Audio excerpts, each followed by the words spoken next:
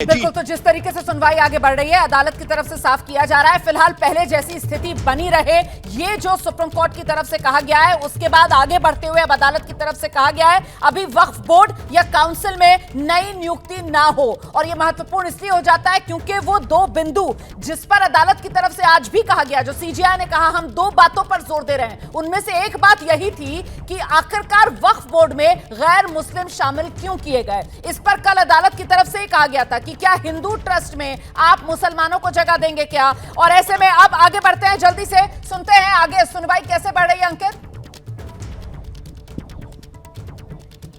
रोमाना, इस वक्त के लिए एक बड़ी खबर भी सामने आ गई है। जिस तरह से मुख्य न्यायाधीश ने कहा कि वक्फ काउंसिल और वक्फ बोर्ड में नियुक्ति ना हो, तो जो सॉलिसिटर जनरल है तुषार मेहता, उन्होंने कोर्ट को भरोसा दे दिया है कि जी हां, हम इसका पालन करेंगे। सीजीआई राज्य भी क्या इसका पालन करेंगे? तो सॉलिसिटर जनरल ने कहा है कि ठीक है, अगर कोई राज्य नियुक्ति करे तो उसे मान्यता ना दी जाए। तो इस वक्त के लिए ये एक बड़ी खबर है कि वक्फ काउंसिल और वक्फ बोर्ड में अभी कोई नियुक्ति नहीं होगी। तो ये एक तरीके से महत्वपूर्ण है, ये इसलिए हो जाता है क्योंकि जिस राहत की उम्मीद के साथ मुस्लिम पक्ष ने दरवाजा अदालत का खटखटाया था, वहां पर फिलहाल मुस्लिम पक्ष को इस रूप में राहत मिल रही है। तो दो गैर मुस्लिम बोर्ड में शामिल किए जा सकते हैं, उस पर अदालत ने ये अंतरिम रोक आप कह सकते हैं जो लगा दी है, ये कहते हुए कि वक्फ बोर्ड या काउंसिल में नई नियुक्ति ना हो। अंकित,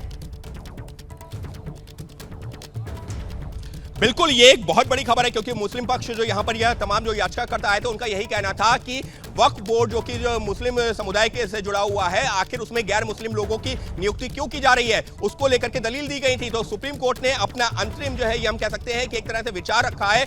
ये आदेश का हिस्सा होगा या नहीं होगा अंतरिम आदेश का, वो देखना होगा। लेकिन फिलहाल कोर्ट यही कह रही है कि नियुक्ति ना हो। सॉलिसिटर जनरल ने हामी भर दी है और अब सीजेआई की एक और टिप्पणी सामने आई है कि वक्फ घोषित संपत्ति और रजिस्टर्ड संपत्ति को पहले की तरह बने रहने दिया जाए।